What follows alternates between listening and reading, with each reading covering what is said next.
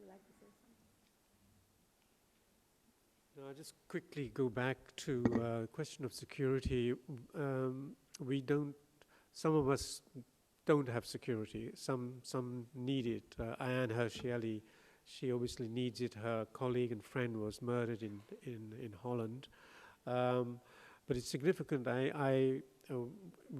My humanist organization invited Salman Rushdie to speak in New York about 3 years ago now, and he significantly insisted that there'd be no police presence. He didn't want any security when he spoke. About 300 people came, and there was no check. There was no security check at the door, nothing. He actually didn't want it because I think he was right in his own way. He wanted to break out of this psychological bunker. He didn't want to spend the rest of his life looking over his shoulder. He was just saying, but I think he still has minimum security, takes precautions about having bodyguards at his house, perhaps. They're trying to, for political reasons, they're trying to reach out to Muslims and as a show front for the rest of the Islamic world. But I don't think they show enough awareness of the problems of Islamization of the West, of Sharia, of people like us, or Rifqa Bari for that matter. We didn't do our event today because of tomorrow's event. It has nothing to do with it. They have the right to gather and express their views, just like we have the right to gather and express our views. And the only thing is, Islam is very political. Islam is a very political religion. It's a state. And that's why you will always see them pushing the envelope towards the political system in America. They're always counting how many Muslim congressmen, how many people are in office. When are we going to reach the presidency? They are doing that wherever Muslims are. They want to reach the government. It is part of the religion. Is to conquer. It's a conquering religion. So if the West is interested, they have to read about that. We have to inform you that Islam, like I said, is not just a religion. It's a political system, and it's a state. As a matter of fact, in my opinion, the religious part of Islam is perhaps between 5 and 10%. The relationship with God. Okay, fast, pray 5 times a day, and go Hajj, and listen to us, and don't open your mouth. And just live under this political system. You are in contract with the state by being, Islam itself is called submission. So you have to be submissive. That is Islam. So the West has to understand Islam is not just a religion, it's a political system. And they always aim at the government. Wherever they go, wherever Muslims exist, there's always an underground Islamist organization trying to enforce Sharia. And we have to understand that. In the West, there is an underground Islamic organization in every Muslim country threatening any Muslim head of state. If he does not follow Sharia to the letter, he will be assassinated, killed, or a coup d'etat. And Islamic law allows them to kill an apostate leader. Sadat was killed because he became, in the eyes of Muslims, an apostate. You have to link all the bombings in Lebanon, where they kill the leaders there. It's Sharia. They are apostates because they are trying to have peace with Israel, reject Syria. They are trying to bring modernity to the government. They're trying to bring democracy to the government. Automatically, the Muslim head of state becomes an apostate. And that is the tragedy. The Muslim head of state must enforce Sharia law, or else he gets killed. And that's why they all have double face. In the Muslim world, jihad, jihad, jihad. In the West, God bless America, we're for peace. And the leader that doesn't do that gets killed. Yes, I'm And then you after that.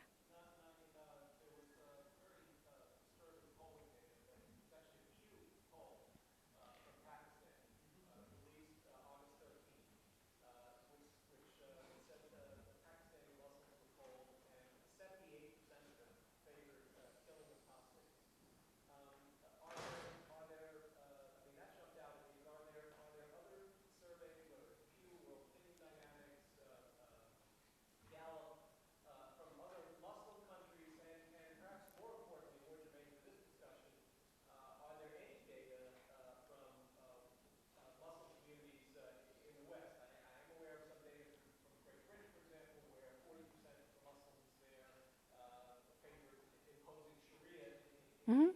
35% in Great Britain want to follow Sharia.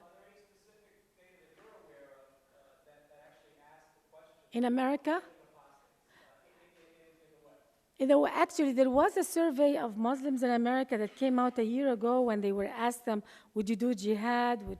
It turned out to be like the younger generation in America was more pro apostasy as in Egypt, they were discussing apostasy, but on TV, and they had like a call-in, push, and it was 56% of the callers wanted apostates killed. And this is anonymous, by the way, so they don't have to, you don't have to lie. It was an anonymous survey. So 56% in Egypt. So the population in the Muslim world, majority is for killing apostates. And I have no doubt that in the United States, we have a good portion of Muslims who believe that apostates should be killed. And that's why we're scared. If you're a good Muslim and you follow Sharia, you have to believe in every aspect of Sharia. You can't pick and choose. And that's the problem. Yes, over there. Yes, sir. You're a former Muslim.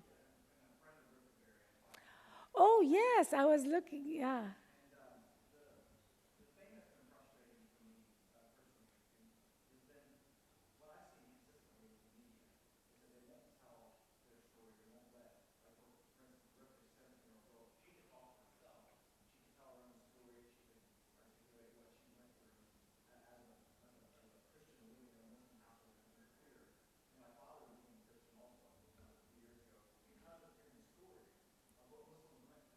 Yeah.